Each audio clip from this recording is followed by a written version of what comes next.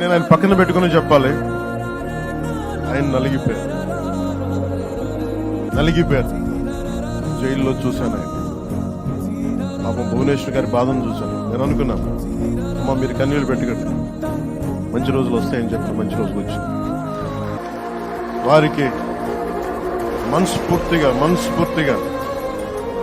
వారికి నా హృదయపూర్వక శుభాకాంక్షలు. మీరు అద్భుతమైన పాలన ఇవ్వాలి అందరికీ మనస్ఫూర్తిగా నేను తెలియజేసుకున్నాను.